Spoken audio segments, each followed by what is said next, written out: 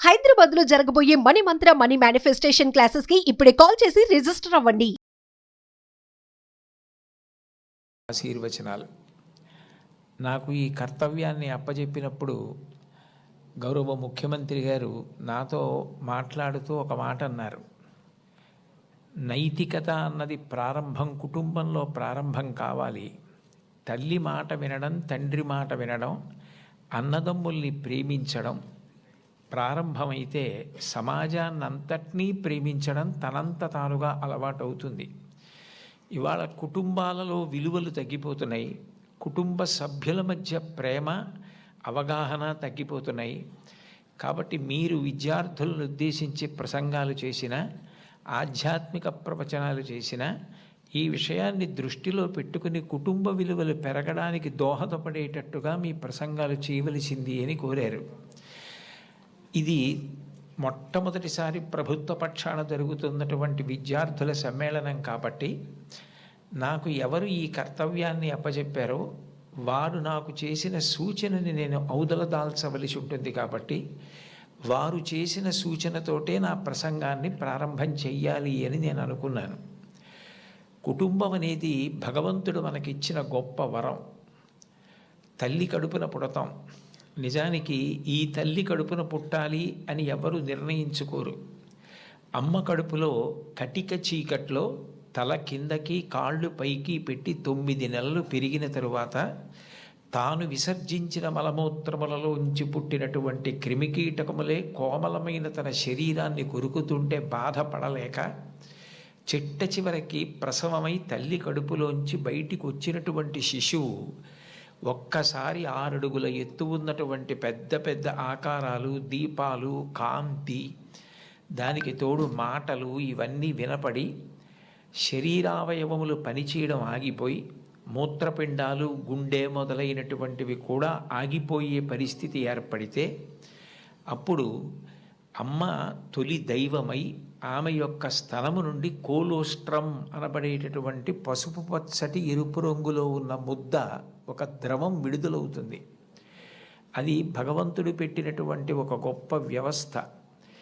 ఏమీ తెలియనటువంటి పసిపిల్లవాడు అంత భయానక స్థితిలో అటువంటి ఆకారాలు, వెలుతురు చూసి భీతిల్లిపోతే లోపల ఉన్నటువంటి మలం గడ్డ కట్టేసి నల్లగా అయిపోయి, బ్లాక్ స్టూల్ అంటారట దాన్ని, నల్లగా అయిపోయి ఆ మలాన్ని విసర్జించడం చేతకాక హృదయ స్పందన కూడా ఆగిపోయే స్థితి ఏర్పడితే అప్పుడు పిల్లవాడికి గొప్ప స్వాంతన కలిగి కే మొదలైనటువంటి విటమిన్లతో కూడుకుని మళ్ళీ లోపల ఉన్న ప్రధానమైన అవయవాలన్నీ పనిచేసి గడ్డ కట్టినటువంటి మలం బయటికి వెళ్ళిపోయేటట్టుగా చేయగలిగిన శక్తి కలిగిన కోలోస్ట్రం అమ్మ యొక్క స్థనం నుంచి విడుదలవుతోంది.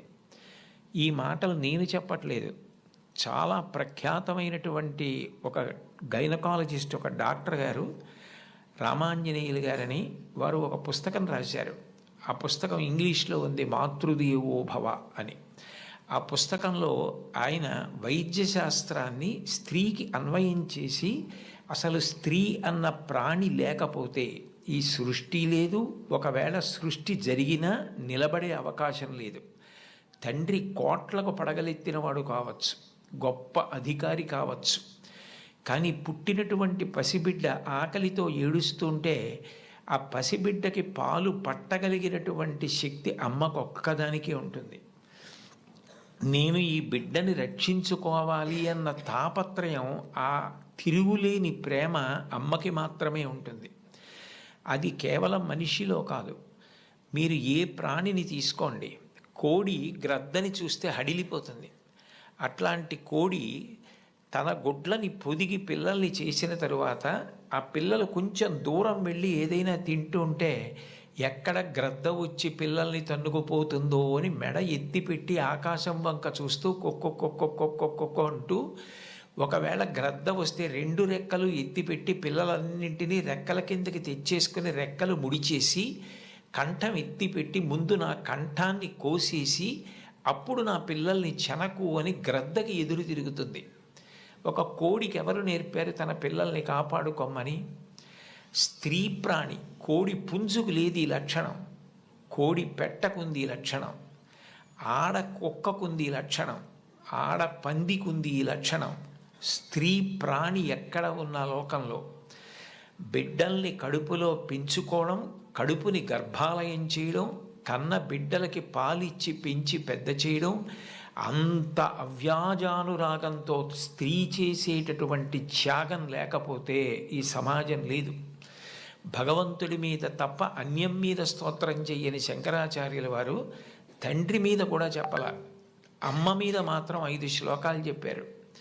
5 శ్లోకాల్లో ఒక శ్లోకంలో అంటారు, ఆస్తాం తావదీయం ప్రసూతి సమయే దుర్వార శూలవ్యధ నైరుచ్యం తనుశోషణం మలమయీ శయ్యాచ సంవత్సరి ఏకస్యాపి నగర్భభారణ భరక్లేశస్య యస్య క్షమః దాతుం నిష్కృతి ఉన్నతోపి తనయత్తస్యై జనన్యై నమః అంటారు.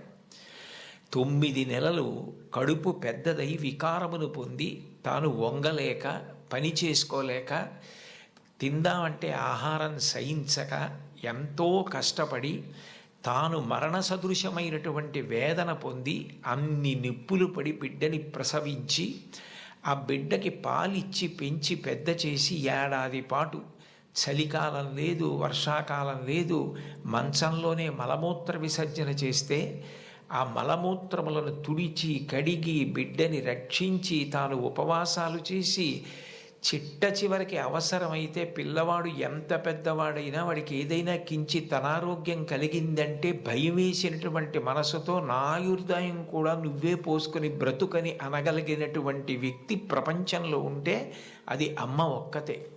అమ్మ భగవంతుడు 2 కాదు. ఎందుకనంటే ప్రాణం పోయేటప్పుడు కూడా ఎక్కడ కొడుక్కి ఇబ్బంది కలుగుతుందోనని కొడుక్కి ఇబ్బంది కలగకుండా వాడికి ఏ విధమైనటువంటి క్లేశము పొందకుండా తాను వెళ్ళిపోవాలని తల్లి కోరుకుంటుంది.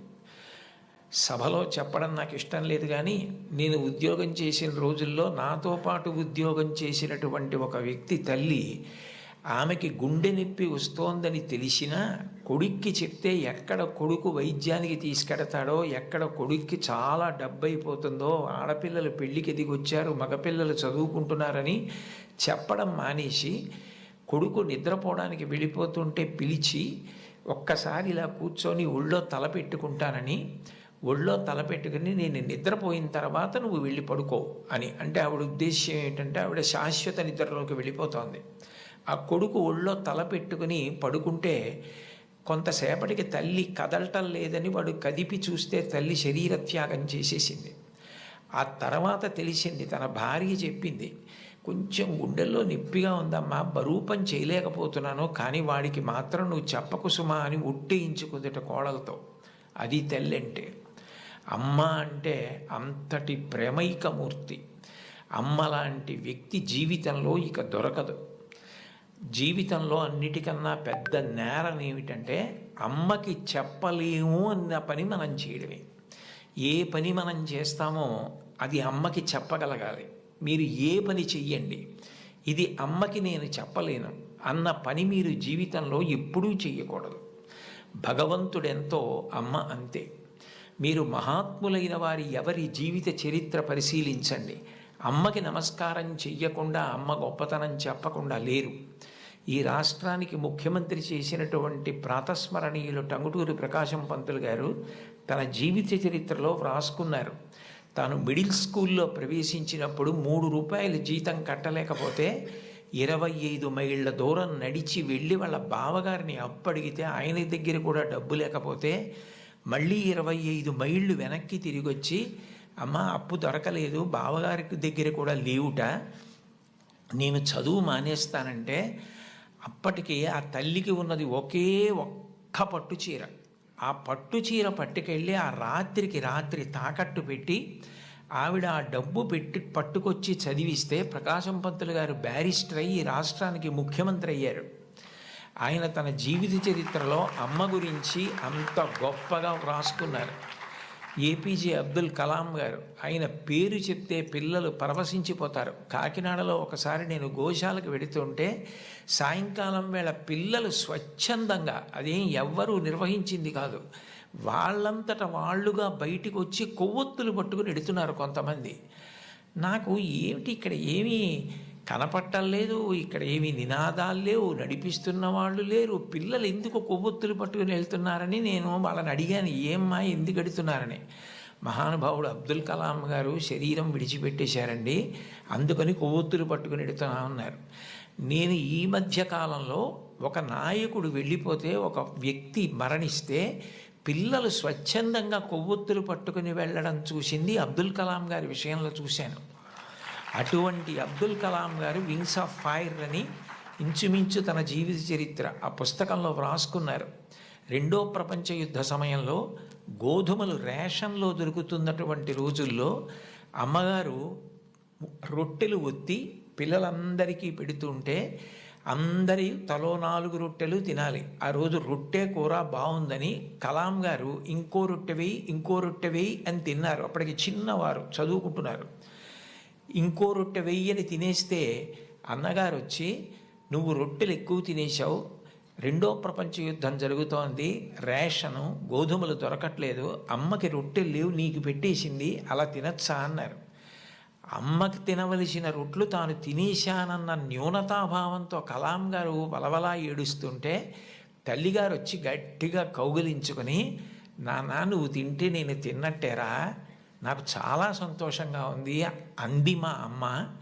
అమ్మ ఒకరోజు వస్తుంది, ఆ రోజు ఈ కలాం ఈ శరీరాన్ని విడిచిపెట్టి నీకు నమస్కారం చేయడానికి వస్తాడు. On the day of the final judgement అని రాసుకున్నారు ఆయన. ఆ రోజు నువ్వు ఏ అన్నం కూడా తినడం మానేసి పెట్టి నన్ను పెంచి పెద్ద చేశావో, ఈ శరీరంతో ఈ మేధస్సుతో నేను దేశ సేవ చేసి కృతార్థుడనై ఆ అమ్మ కన్నా కొడుకు అని నీకు కీర్తి తెచ్చి వచ్చి నీ పాదములకు నమస్కరిస్తానని రాసుకున్నారు. అమ్మకి అబ్దుల్ కలాం గారు ఇచ్చినటువంటి గౌరవం అంత గొప్పది. మహాత్ముల జీవితాలు ఎవరివి మీరు చదవండి. అంతవరకు ఎందుకు, మీ అందరికీ తెలిసిన్నటువంటి వ్యక్తి నోరి దత్తాత్రేయుడు గారని, ఇవాళ ప్రపంచ ప్రఖ్యాత క్యాన్సర్ స్పెషలిస్ట్, ఒకప్పుడు భారతదేశానికి రాష్ట్రపతి పదవి నిర్వహించినటువంటి వ్యక్తి, మాన్యులు శ్రీ నీలం సంజీవరెడ్డి గారికి క్యాన్సర్ వస్తే వారే ఆ వైద్యం చేసి ఆ వ్యాధి పోయేటట్టు చేశారు. ఆయన చిన్నతనంలో పడిన కష్టాల గురించి ఆయన వ్రాసిన పుస్తకం చదివితే ఆశ్చర్యం వేస్తుంది. వాళ్ళ అమ్మగారు పడ్డ కష్టం, ఎంత కష్టపడి ఆయన్ని పెంచి పెద్ద చేశారో, ఆయన విదేశాలు వెళ్ళి అంత పెద్ద క్యాన్సర్ స్పెషలిస్ట్ అయిన తర్వాత ఆయన చేసిన మొదటి పని ఏమిటంటే, మా అమ్మ ఒంటి మీద బంగారపు నలుసు లేకుండా అమ్మి మమ్మల్ని పెంచి పెద్ద చేసింది, ఆ అమ్మకి 2 బంగారు గాజులు కొంటే నా జీవితం ధన్యమని గాజులు కొనుక్కుని విదేశాల నుంచి వచ్చి అమ్మ చేతులకి తొడిగి ఆనంద బాష్పాలు కార్చారు. ఈ జాతి మొదటి లక్షణం అమ్మని గౌరవించడం. మాతృదేవో భవ. మీరందరూ పిల్లలు, మీరు నేర్చుకోవలసిన మొట్టమొదటి నియమం ఏది అంటే అమ్మని గౌరవించడం నేర్చుకోండి. అమ్మకి నమస్కారం చెయ్యండి. మీరు పాఠశాలకి వచ్చేటప్పుడు అమ్మకి నమస్కారం చేసి రావడం మీకు అలవాటైతే, మీ అమ్మగారి కన్నా మీకు అత్యంత ప్రేమతో ఆశీర్వచనం చెయ్యగలిగిన వ్యక్తి ఈ సృష్టిలో వేరొకరుండరు. ప్రాణం పోయేటప్పుడు కూడా మీరు వృద్ధిలోకి రావాలని కోరుకునే ఏకైక వ్యక్తి ఎవరైనా ఉంటే తల్లి ఒక్కతే. అంత గొప్పది అమ్మ. బాలమురళీకృష్ణ గారి తల్లి ఆయన పుట్టిన 10 రోజుల్లో మరణించారు. ఆయన వ్రాసుకున్నారు, నన్ను కనడానికే మా అమ్మ పుట్టిందేమో అని రాసుకున్నారు. భారత ప్రధానమంత్రి నరేంద్ర మోదీ గారు ఈ మధ్యకాలంలో ఒక విదేశీ ఛానల్కి ఇచ్చిన ఇంటర్వ్యూ మీరు చూసి ఉంటారు. అసలు నేను ఆశ్చర్యపోయిన ఆయన చెప్పిన మాటలు విని. నిరుపేద కుటుంబంలో పుట్టారు. వాళ్ళ అమ్మగారు అంత కష్టించి పనిచేసేవారు, వాళ్ళ నాన్నగారు కూడా అంత కష్టపడి పనిచేసేవారు. ఆయన ఆ ఇంటర్వ్యూలో ఒక మాట అన్నారు, అసలు నాకు బూట్లు వేసుకోవడం అంటే తెలియదు, కానీ బూట్లు లేవన్న పేదరికం మా మనసుకి అందకుండా మా అమ్మ పెంచింది. అంటే ఉన్నదానిలో అంత తృప్తిగా బ్రతకడం మా అమ్మ నేర్పింది.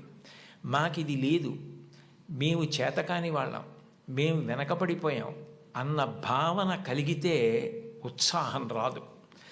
అటువంటి భావన కలగకుండా ఎప్పుడూ ఉన్నదానితో తృప్తిగా పరమ సంతోషంగా గడిపాం. అన్నదమ్ములు, అక్క చెల్లెళ్ళు అందరం కలిసి అని ఆయన ఇంటర్వ్యూ చేస్తున్న వ్యక్తి వంక తిరిగి, ఇప్పుడు మన ఇద్దరం కూర్చున్న గది కన్నా కిటికీ లేని ఒకే తలుపు ఉన్న చిన్న గదిలో కలిసి మెలిసి బతికి పడుకుని పెరిగి పెద్దవాడినైన వాడిని చెప్పుకున్నారు. అటువంటి మహోత్కృష్టమైన వ్యక్తులు కూడా తల్లికి తండ్రికి అంత గౌరవం ఇచ్చారు. సందర్భం కాబట్టి ప్రస్తావిస్తున్నాను. మన గౌరవ ముఖ్యమంత్రి నారా చంద్రబాబు నాయుడు గారు స్వయంగా ఒక వ్యాసం రాశారు. తల్లికి జేజే, తండ్రికి జేజే, గురువుకు జేజే అని ఒక పుస్తకం ఉంది. ఆ పుస్తకంలో బహుశా నాకు జ్ఞాపకం ఉంటే 3వ వ్యాసం అనుకుంటాను. ఆ వ్యాసంలో ఆయన ఒక విషయం ప్రస్తావన చేశారు. వాళ్ళ అమ్మగారి పేరు అమ్మಣ್ಣమ్మ గారు.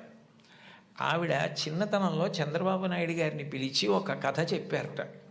ఒరేయ్ నాన్న, మనిషి కష్టపడాలి. ఎందుకు కష్టపడాలో తెలుసా? ఒకరింట్లో ఒక పంది, ఒక నక్క 2 ఉండేవి.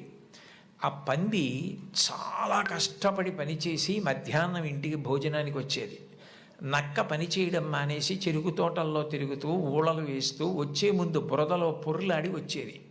పంది ఒళ్ళు కడుక్కుని వచ్చేది. ఇంటికొచ్చి శుభ్రంగా ఉన్న పందిని చూసి ఇదేం పని చేయలేదనుకుని మంచినీళ్లు మాత్రమే పోసేవాడు యజమాని.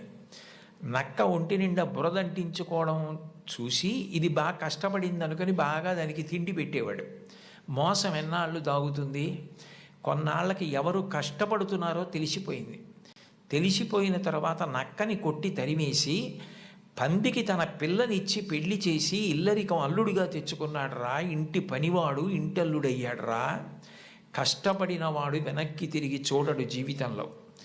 కష్టపడడం నేర్చుకో అని మా అమ్మ నాకు చిన్నతనంలో చెప్పింది. మా అమ్మ చెప్పిన కథ నా జీవితానికి దిశానిర్దేశం చేసింది.